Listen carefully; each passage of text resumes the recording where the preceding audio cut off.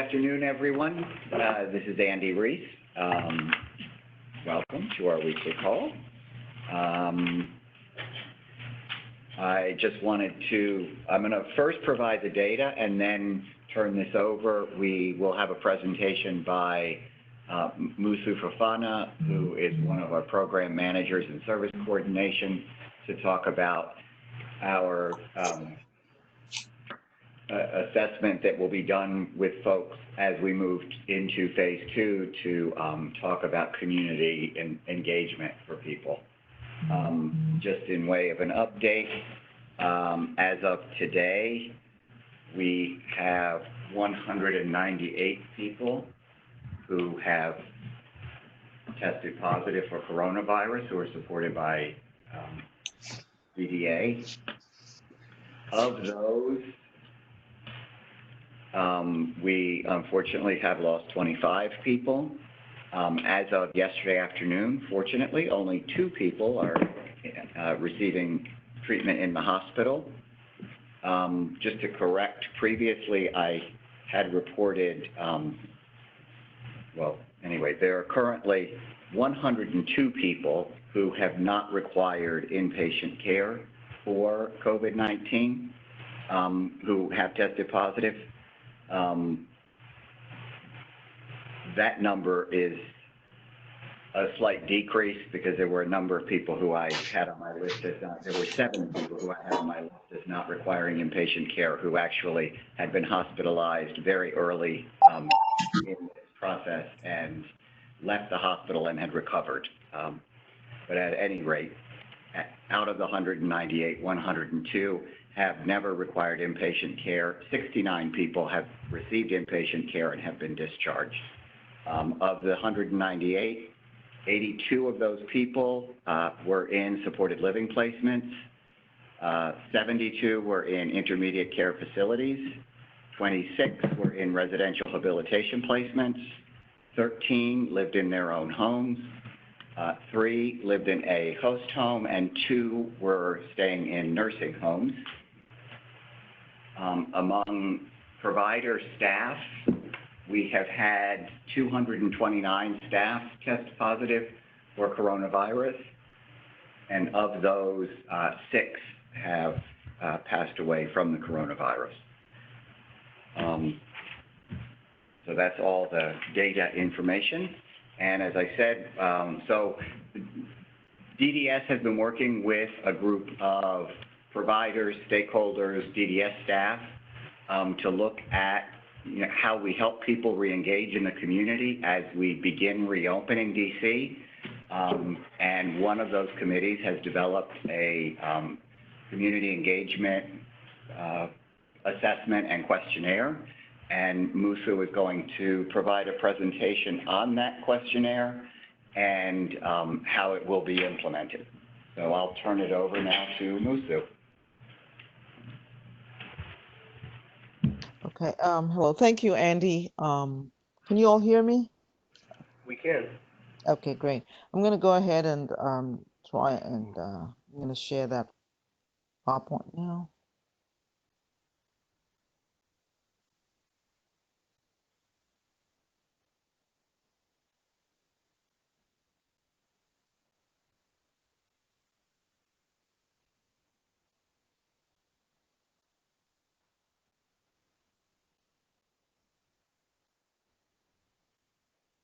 Okay. So as Andy mentioned, there is a committee that has been working on developing an assessment and questionnaire for assessing people's risks in terms of returning to day programs and community activities. And the committee was composed of providers as well as DDS staff. Shortly, there will be a training for provider staff as well as service coordinators on this tool and how it works. And so just kind of looking at some contextual information, we're operating in a COVID-19 environment. There are precautions that people have to take, and these precautions obviously apply to the people that we support in terms of practicing social distancing, wearing masks, frequent hand washing, identifying people that are at higher risk for complications from COVID-19, and ensuring that we as an agency and that we're taking the necessary steps to keep the people that we support safe. And at this point, we are on May 29th, the mayor lifted the stay-at-home order. And so with that, we know that parks, fields are now open with safeguards. People can do outdoor dining at restaurants. They can do curbside delivery services. Barber shops and hair salons are open by appointment only.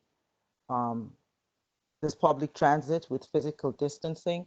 And this is just a little bit of contextual information. So we kind of look a little bit at the environment in which we are planning to work with our folks and what's going on in the community right now.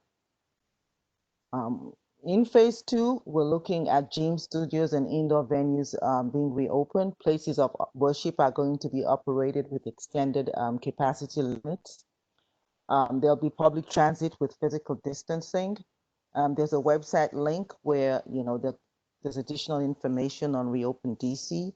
This is information that we hope to share with our team members so they're aware of what is open and what the stages of the reopening phases are, and so they can better support our people. And so what is the community participation assessment and questionnaire? So this is completed prior to a person resuming day supports or employment. And what this questionnaire does, it helps teams identify the risks of community participation for people. It looks at a person's preferences and their interests in day supports, because DDA is a person-centered organization. And then we look at a person's integrated support needs. And in that, we're looking at what are the natural supports that are available for the person. What are the community-based supports that they can utilize? What are their strengths and assets? Can they utilize technology? And so when we talk about integrated supports, we're looking at how we can use all those supports, including waiver services, to help those people safely access community activities. The questionnaire is a tool, and it is a guide. It's supposed to guide interdisciplinary teams, which are the person, their decision makers, the people that are important to them, and the people that support them, to develop a person-centered community participation plan. And what this plan will do is it'll identify the outcomes, the goals, and the supports that a person needs to mitigate the risks, their risk, the risk of community integration, and to make sure that they can safely participate in community activities. What the CPAC is not is a directive to prevent people from engaging in activities. Again, it is to help team members understand what the risks are and to put together a plan for safe community participation. So who completes this assessment and questionnaire? It has several sections. There's a section that looks at situational and home-related risks. There's a section that looks at the person's preferences. It asks questions about what are the person's preferences with regards to community participation. And it asks about the types of supports that the person has. That section is completed by the direct support professionals that are working with the person. And we also have people in natural homes who are not receiving waiver services. And in that case, for those cases, the service coordinator will complete these sections in collaboration with the primary caregiver and, of course, the person and their decision maker.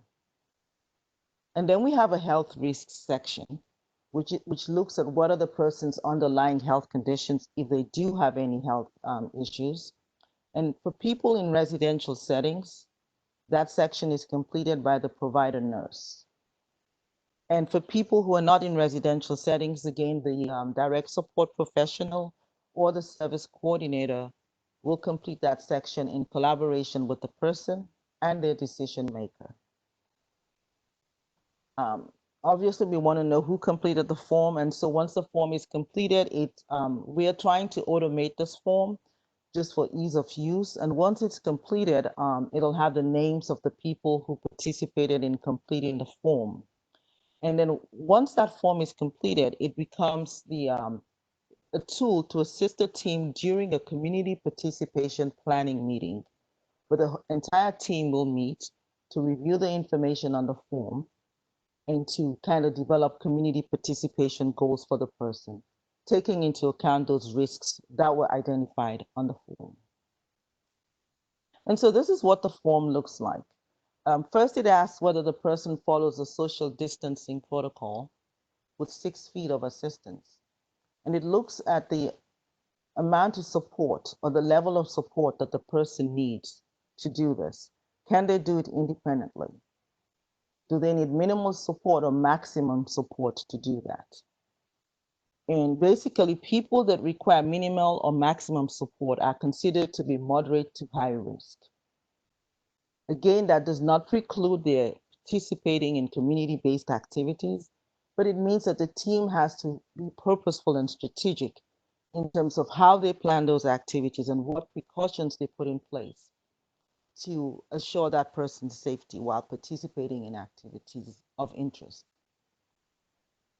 And then there's a question about whether the person is able to use protective personal equipment for extended periods of time, and whether they can do that independently, or whether they need prompting or assistance, or whether they refuse to use it or are uncomfortable using it for extended periods of time. And then we go on to ask about the level of assistance that the person needs to complete their activities of daily living, such as eating, mobility, toileting. Can they do that independently? Do they require physical assistance and close contact with a direct support professional? And then we move on to look at the person's health risks.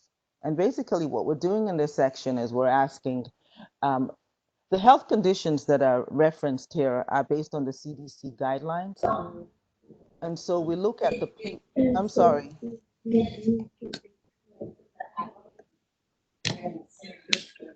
Hello, did someone have a question?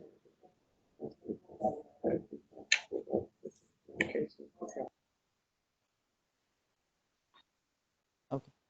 And so, hello, can you hear me? Yeah, Melissa, we can hear you. I'm sorry. That was just a temporary distraction. Okay, that's fine. And so basically we look at the people that the person lives with, their roommates, their caregivers, their family members. Again, because a person lives with someone with an underlying health condition does not mean they will be unable to participate in community-based activities. But it is important for the team to be aware of this so that again, they can be purposeful and strategic in terms of how they plan those activities and what precautions are taken when that person returns home. And so there are questions about various conditions such as people with respiratory issues, cardiac disease. And then number 12 is a question about the person. If they are not in a structured program, are they likely to wander the community or engage in risky non-social distancing activities? Again, this gets to the heart of how important is it for this person to be in a structured program, to be out of the house, to be participating in community-based activities. And then question 13 looks at, does the person live with someone who engages in high-risk behaviors that places the person at risk, and such as refusing to utilize protective personal equipment, or someone who's unable or refuses to practice social distancing protocols. And again, this is to give us a better sense of what are the risks involved. What is this person's home situation like?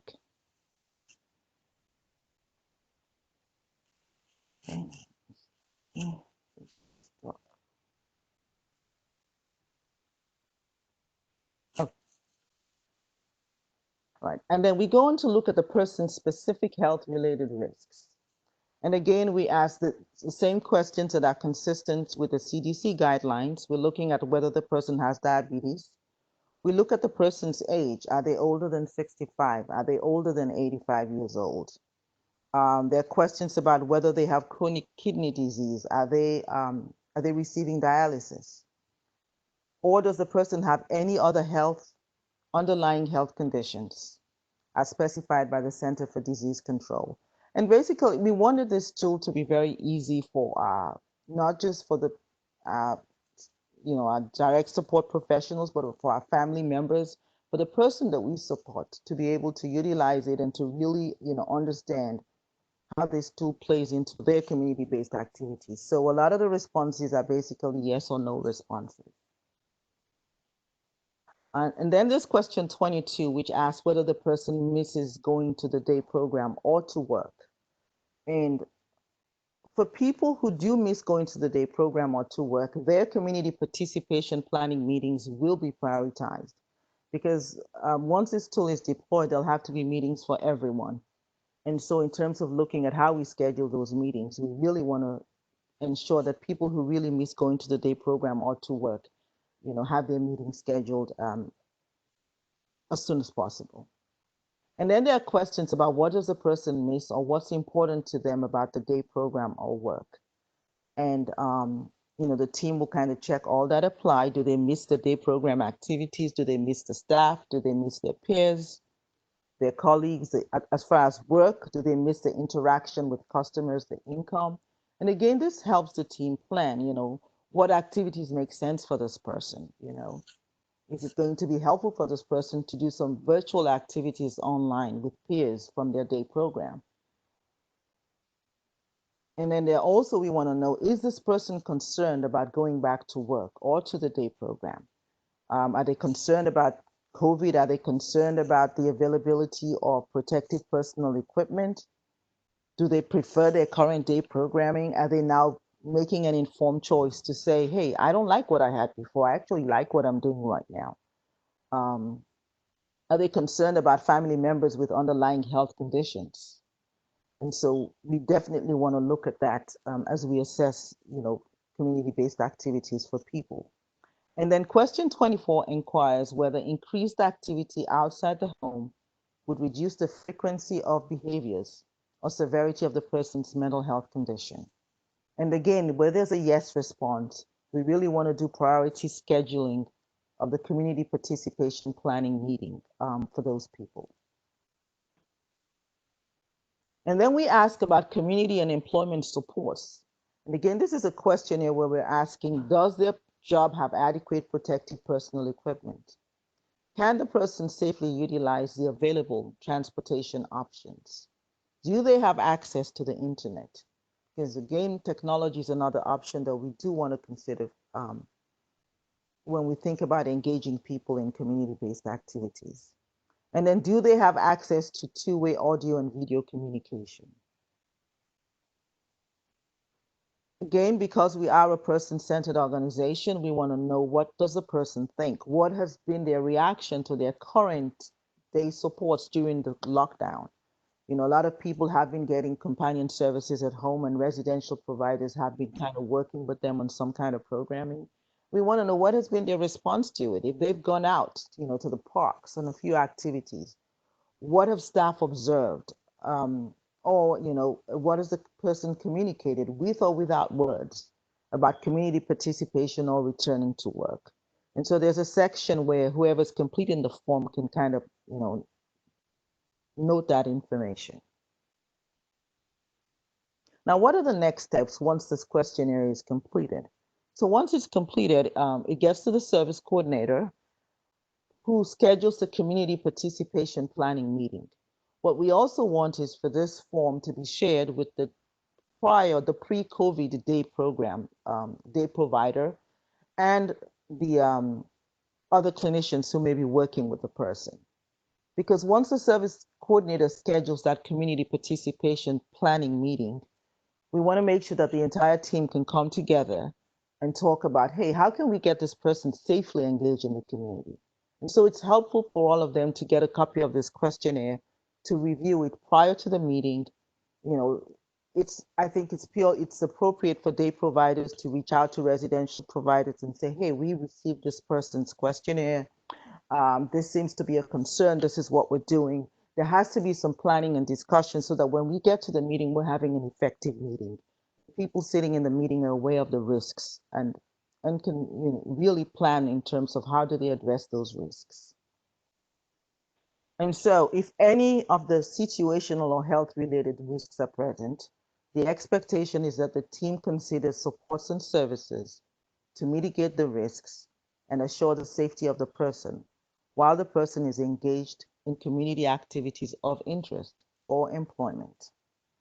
Ultimately, the team develops a person-centered community participation plan that includes the CDC guidelines, the guidelines from DC Health,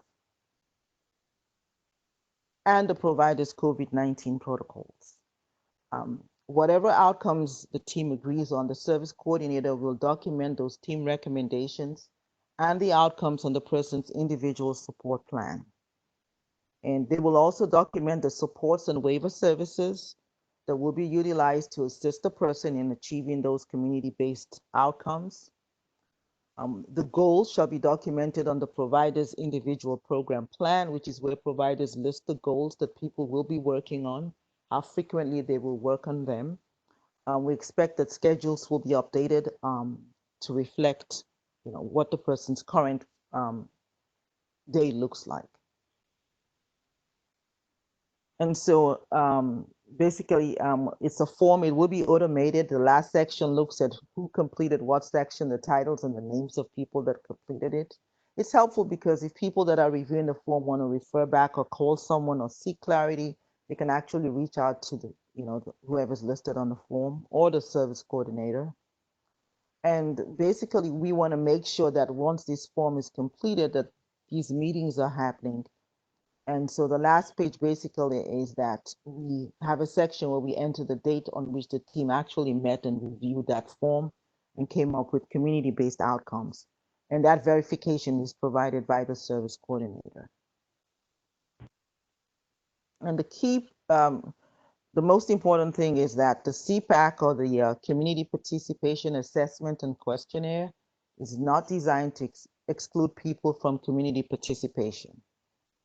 It is to identify risks and to assist the team with developing a person-centered plan. What we want to do is mitigate the risk of community participation, and we want to make sure that people can safely engage in community integration. And if anyone needs more information about DC's reopening stages or COVID-19 precautions, please go to coronavirus.dc.gov. And at this point, I'm going to stop. And if you have any questions, please feel free. Thank you. Thank you, Musu. That was really great. This is Kirk. A question came in that says, so once the CPAC is completed, then the CPP and then IPP, will the ISP have to be amended as well? Yes, the ISP will be amended. The community participation plan will actually be documented in the amended ISP.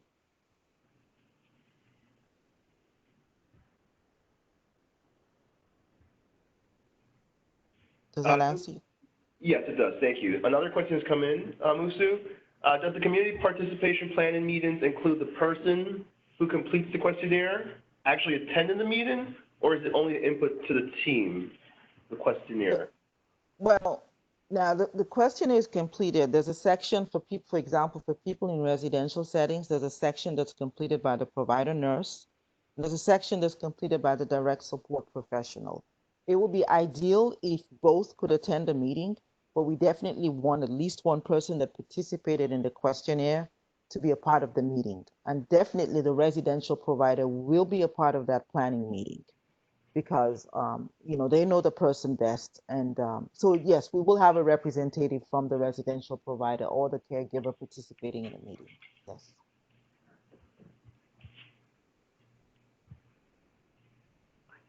Thank you, Musu. That was very helpful. I think there is a question that's coming in. I'm going to direct it to Director Reeds. What is the timeline for development of these plans? When will meetings with teams start being scheduled? So actually, Musu and I could answer it together, but what I can tell you is, there are a couple of things that needed to be done so that we can start implementing these plans. First, we have integrated this form into MCIS, so that's being tested today and should go live on Monday.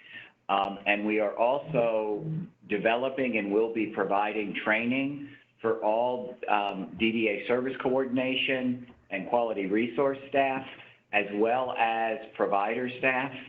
and those trainings will begin the week after next. So I think June 29th is our first training. So we'll be having 2-hour training sessions beginning the week of June 29th. And so at that point, we'll be implementing. But just so people know, we worked with various providers on developing this. And so some of them, of course, you know, in more informal ways in terms of developing plans with people about activities and how to engage in their days, have already been doing some of this informally. But to the extent it requires service changes that need an amended ISP, that's our time frame for implementation. And Musso, if you have anything to add to that, please do.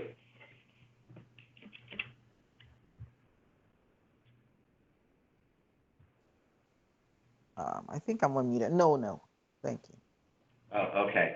The one thing I think you've covered every other time. I wasn't paying as close attention this time, is that we are making sure there are a couple of questions that have been identified that we make sure and prioritize in terms of people who are really missing their day program or getting out, and people who, for whom engaging in these community activities may result in decreased behaviors or address some mental health concerns. Those will be prioritized, because you can imagine this could call for us to have hundreds of team meetings. So we need some system for prioritizing. And I think those are questions 22 and 24 on the form.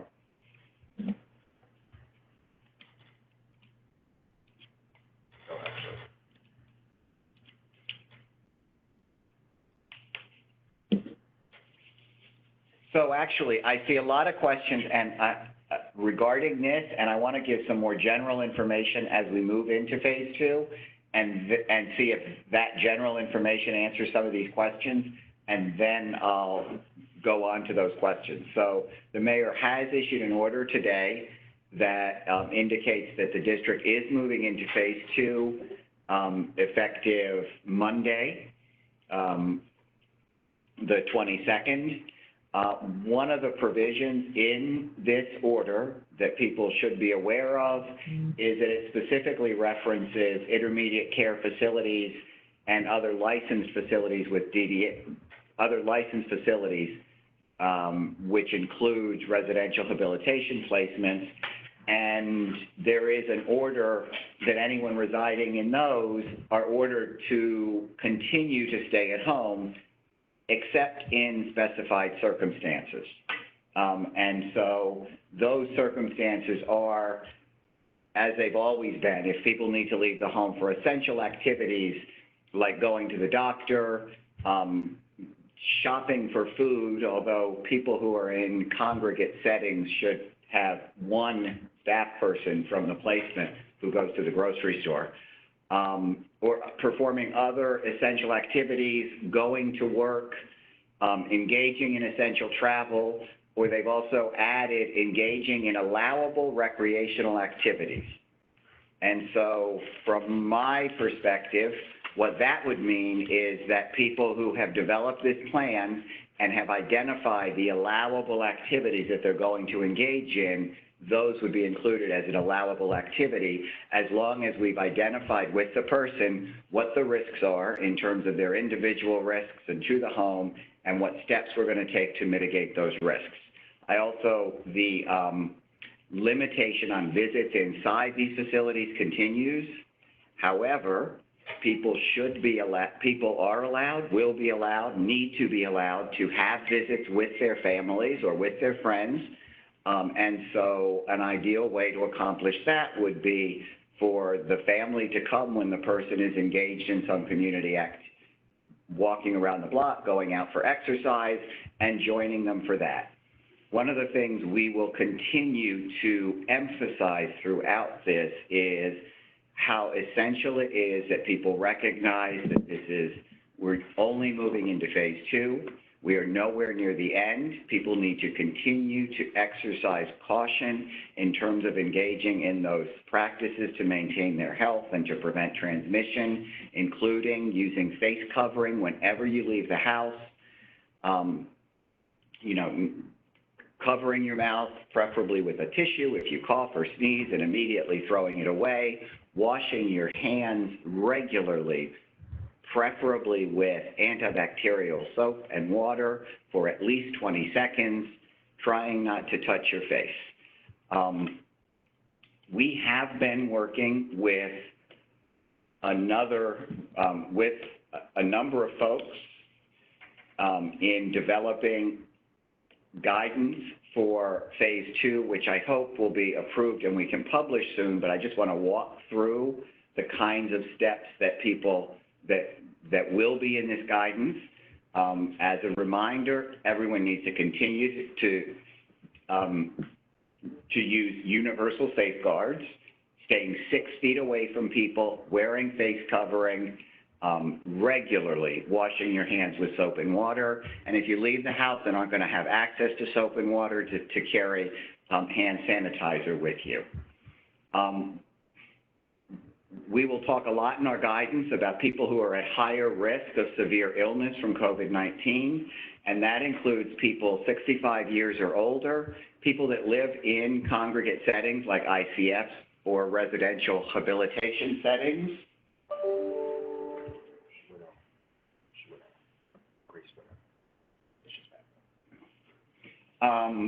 People with underlying medical conditions such as chronic lung disease, moderate to severe asthma, heart conditions, or compromised immune system, people with morbid obesity, which is a body mass index of 40 or higher, people with diabetes, chronic kidney disease, undergoing dialysis, Do you understand the sign language? Or liver disease. What I do want to say about this is that all of us should have a medical home. All of us should have a primary care physician. We should all be monitoring our health regularly. We need to be concerned about COVID, but we also need to be concerned about our underlying health. For people that have any of these underlying conditions, it is essentially important that you're also monitoring your health. So as we move into phase 2, our providers should be helping people to maintain their connections with their family and friends through virtual means, but also through safe visitation, which means, we continue to want to limit the people who are coming into ICFs and ResHabs. But that doesn't mean that a person could not have a visitor who they visit with on the deck, out in the lawn, in a community walk. Also, in compassionate cases where it's not possible for it to occur that way, there can be provisions made for a person to visit inside the home. We need to keep in mind if someone has visitors at a supported living placement in your own home, to pay attention to social distancing and requirements regarding face covering.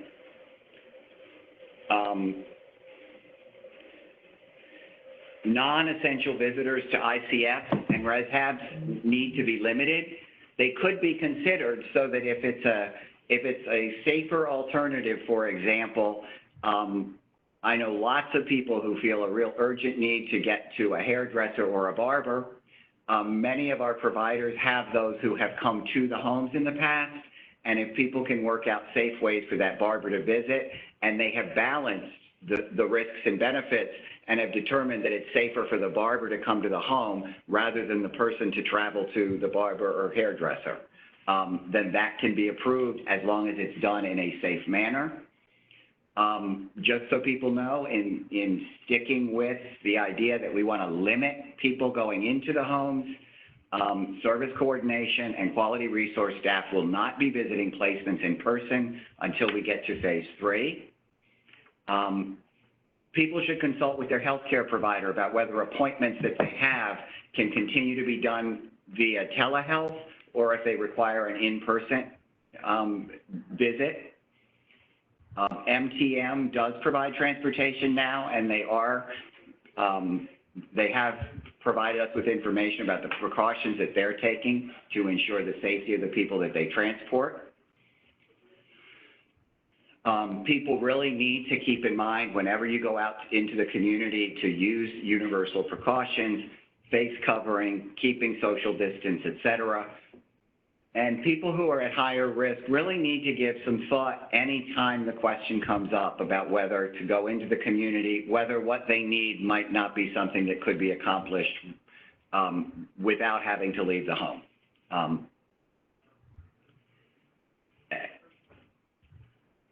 DDA's facility-based day programs may be able to open during phase 2. However, they will only have a capacity for up to 10 people, and that includes staff. This limitation is going to continue, we expect, until we get to stage 4, which is the point at which there is an effective vaccine or cure.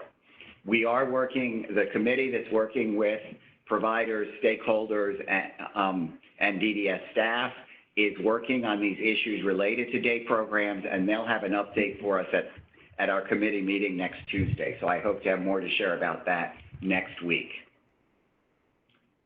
So that's an overview of where I expect our guidance will be. I don't know if there are any questions about that or if we should get to the questions that we had received. There were a few people that submitted questions in advance, and maybe I should get to those, and then I'll answer questions about our reopening. Okay. Good afternoon, everyone. How do we allow the most vulnerable population required to come back to the office and are no longer allowed to receive telehealth? So that question is a little bit confusing to me because telehealth, telemedicine is not ending. It's a reimbursable service, and it was a reimbursable service even prior to the public health emergency. There are some temporary changes that have been made that will end when the public health emergency ends. So one is home as an originating site. There were emergency rulemaking that allows home as an originating site. The final rulemaking related to home as the originating site is expected within the next several weeks. Also, audio-only telemedicine, which is having a phone call rather than some kind of FaceTime. During the public health emergency, we have allowed audio-only telemedicine. However, the Telehealth Act of 2013 expressly prohibits this.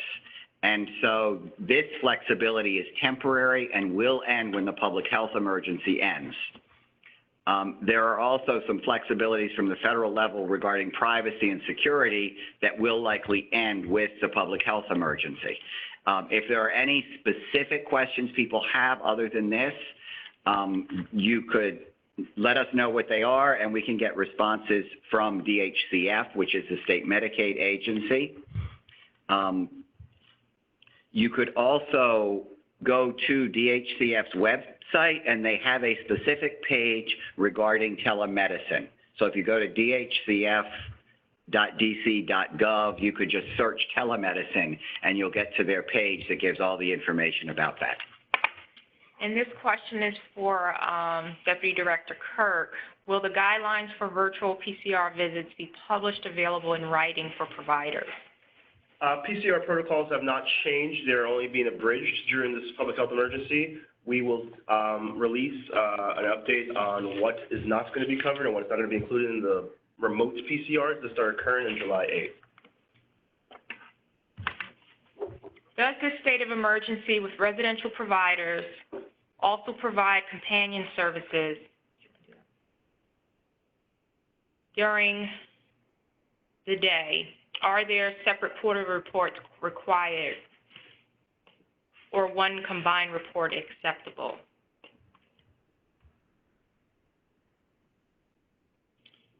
So each provider has to do a quarterly report. I will need to get clarification about whether if the residential provider is doing the companion service, whether that individual provider has to do two separate reports, or if they could include all that information in one report. What the clarification that I had received was saying, and I I then had to ask a follow-up, and I don't have a response to that yet, unfortunately. But the clarification I got is that separate quarterly reports are required. Companion providers must submit individualized activity schedules reflective of outcome-oriented activities which focus on the person's needs and desires.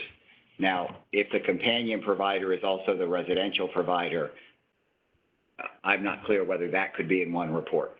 So I've asked for that clarification, and I will finish answering this question next week. Why would the most vulnerable patients be removed from telehealth services first? That's the same question we got earlier, and that's, I mean, the requirements regarding telehealth are what I went over for Medicaid, and you can get more information about that on DHCF's website. But no one has been removed from telehealth. How can DDS ensure that providers are paying the correct overtime and quarantine rates to the staff, given that the rate adjustment under Appendix K is actually meant to benefit DSPs during the hazards and risks posed to COVID-19? So the Appendix K, and I'll answer the question that I anticipate will be coming. We have not gotten a response. We've gotten a request for some clarification from CMS, but we haven't gotten final approval for our amendments to our Appendix K. The Appendix K includes modifications to the rates that DDS pays providers. To the extent people have questions about what providers pay their own staff, they should direct those questions to the provider management. The reality is, many providers had already paid above what the minimum required by the statute is that they pay. We require providers to pay, the law requires that providers pay the living wage for particular services. And we monitor to ensure that they do that. But beyond that, the wages that providers pay is an individual management decision. I will say providers have advocated strongly that the district do what it can, and we have attempted to respond to that, to increase the pay so that wages can go up. Are the waiver rates being adjusted to account for the increased living and minimum wages in D.C. to take effect on July 1st? Yes, we posted that, I believe, a week ago. So the new rates will be out. We are hoping that we have something back from CMS prior to July 1 so that we can issue everything at once, including the amendments to the Appendix K, along with how they affect the new rates, and that we won't have to do two separate issuances. Contact tracing is a critical element of the plan to reopen D.C. Please describe how contact tracing will be handled if people who receive services from DDA and their staff members who support them test positive for COVID. Will there be dedicated staff from the contact tracing team? And will the contact tracing team receive training on working with people with disabilities? So DC Health is working closely with us, and they actually have someone who's detailed from the CDC who's working with them and on our team. A team will be assigned to do contact tracing for the staff from provider agencies that test positive. The contact tracing for the people that we support in many instances is not as challenging in that for many people, we have very thorough information about where they've been and who they've been in contact with. And for the other folks who are more independent, the work of contact tracing is exactly the kind of work that the folks in epidemiology and DC Health do all the time.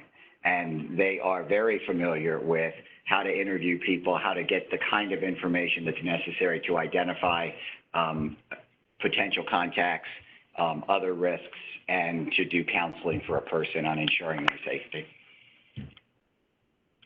We are really challenged during this COVID period as a day service provider and worry so much about the future. In addition, we are pre-qualified to become host home providers. We are unable to meet the insurance requirement limit, at DDS and OCT. We were told that those limits were reviewed. Is there any piece of regulation stating what's the new limit?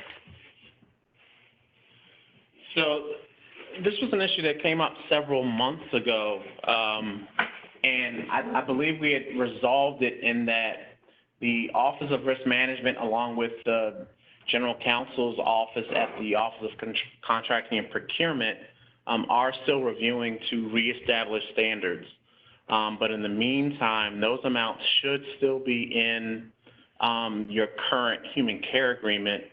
And again, since this wasn't quite a year ago, but because it was so long ago and we thought we resolved it while this is under review, this may be impacting one or just a few of you. So I would encourage you to contact me, although I'll probably also bring in Marsha Robinson, our contracting officer.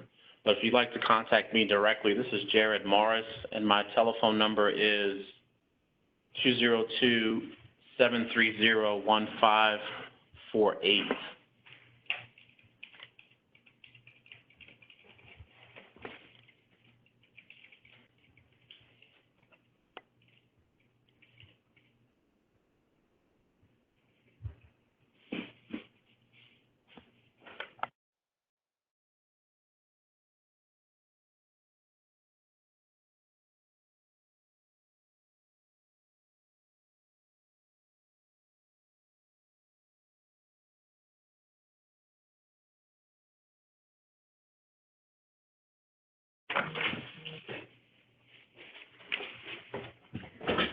Has there been a significant increase of behaviors within DDS population reported since the pandemic? So, responding in two ways, really. One, by the data, and when I look at the data, I was concerned because the answer from the data is not only no, but there seems to be a reduction. And so we have, beyond looking at the data, we then also got anecdotal information by reaching out to various clinicians who work with the people that we support. And kind of surprising to me, for a small number of people, behaviors have increased, but across the board, there's actually been a significant decline in target behaviors.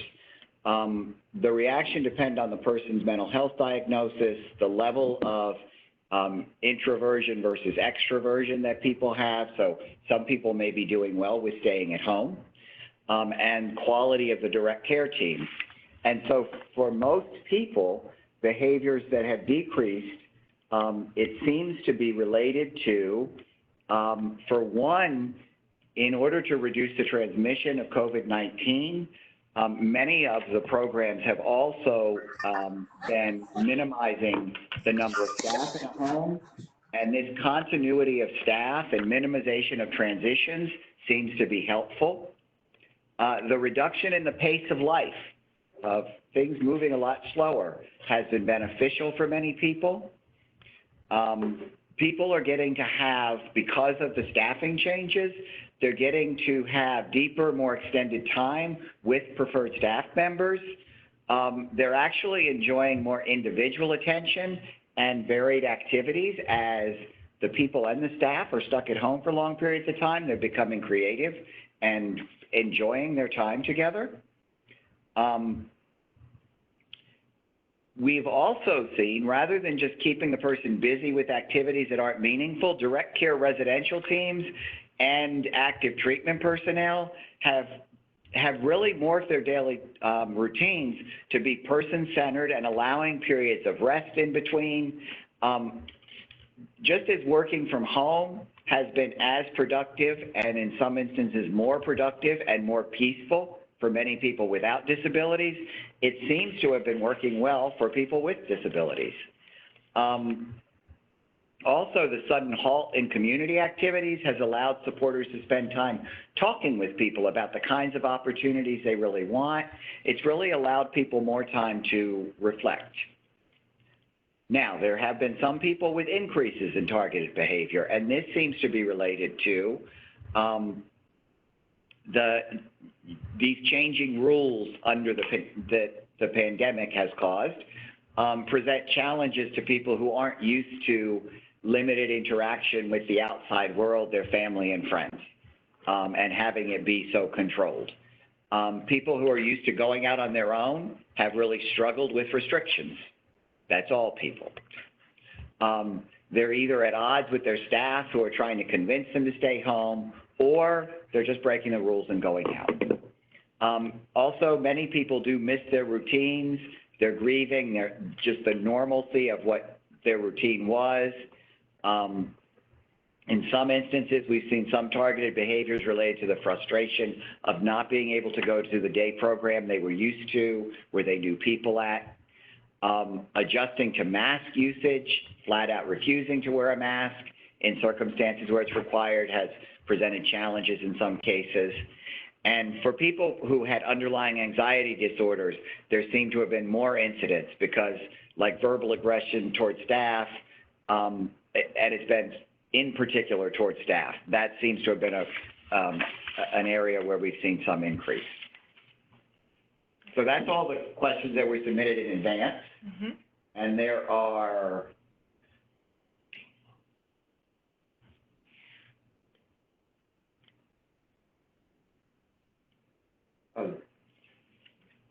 How will VDA and provider staff be trained to respond if there's a disagreement between the individual and their decision maker? For example, if a person wants to return to work and the decision maker says no. This isn't a new circumstance. Winslow's not here today. Musu may still be on the line. People have choices in their life. And, you know, so this would be handled the same way it's always been handled. You know, if it rose to the level of something that had to be considered by a human rights committee because the person is making a decision that people believe is contrary to their, it could cause them harm, it's so contrary to what's in their best interest. But, you know, we support choice by people. And so at the end of the day, there really has to be a question, because we have had this issue arise of a person who said, I intend to continue working. And there was a quote unquote decision maker who didn't want that person working. And so, you know, we had a team meeting and discussed it, and the person is working. People do still have choices in their life.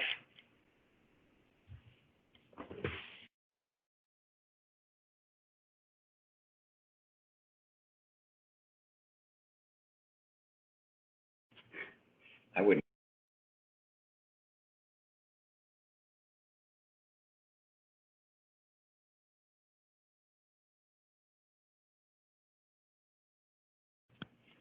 What is supposed to happen between now and CPP for a person, since it could take weeks to hold a meeting, whether this tool is supposed to apply to unstructured community outings and family contact? The tool acts as a guide for those kinds of things, but the reality is, you know, you only need an ISP change when you're going to have an actual service change. We are providing education for our providers starting week after next, so we will let people know exactly what phase 2 means. Where I am hoping we will be sending our approved phase 2 guidance out very soon so that people can see. Every individual change that people make does not have to be part of this assessment and, you know, a change to an ISP. There is, for example, there is no longer, for many people, a stay-at-home order. And so if part of a person's life had been, you know, I enjoy walking, I like going to the mall to go for exercise, it'll be helpful to have that conversation with that person about how to do so safely. But as you point out, it's going to take us a little while for people who need ISP amendments to get those done. For people who say, I know where the mall is, I know how to get there, we're not looking to sort of place fences around people in their lives. It will be a challenge having to have these conversations with everyone, but my hope is that as we are doing the training for provider staff, the instances where they can say, we can discuss that more fully at your team meeting, but, you know, here's the things you need to keep in mind if you're going out right now. It doesn't rise to the level of being a change in their ISP that, for example, family's going to come by and they're going to go out for a walk in the community. We don't need to wait for a planning meeting for that to happen. That's my belief, and so that'll be incorporated into our training is my hope.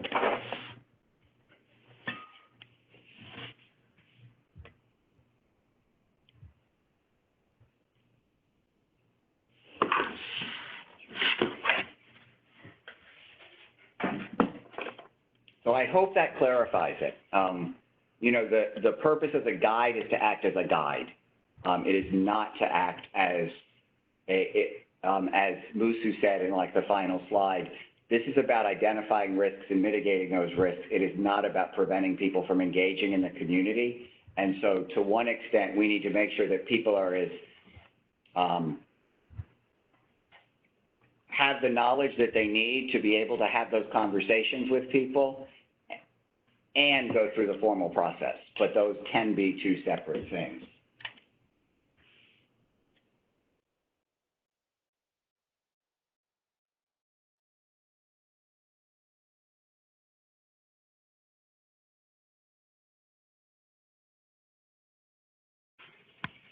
Will supported living facilities reach phase 2 on June 22nd? If not, is there an anticipated date? Yes. So the guidance that I walked through before and that I hope we'll be sending out in writing very soon is what applies to people who live in supported living. For services like IDS that start and end from the person's home, can these services restart? So these are the kinds of questions that are being addressed by the day services portion of the committee that will be reporting back to us on Tuesday, and we'll have more information about that next week. That will be, to the extent those are restarting, that really should probably happen within the context of the community engagement assessment and questionnaire. Because whether a person, you know, what kinds of activities they're engaged in, whether it is the time for them to re-engage in those activities, all of those are really team decisions.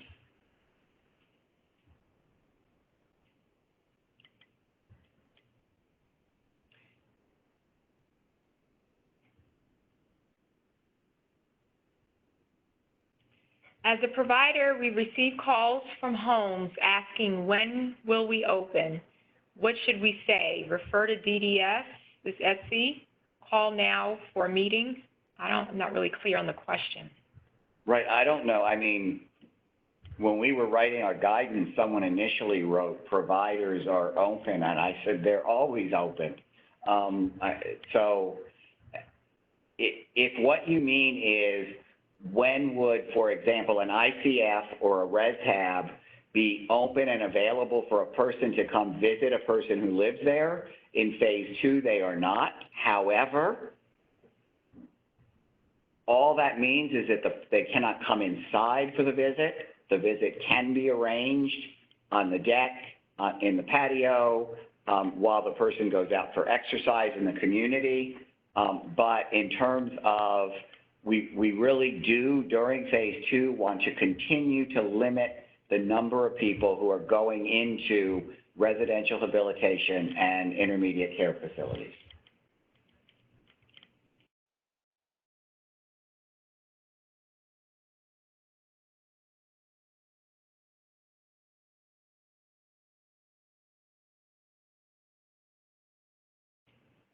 If this question was from a day program provider, we'll be updating next week after we hear back from the committee. And as I said, during phase 2, day programs can reopen. However, with a caveat here, up to 10 people, including staff,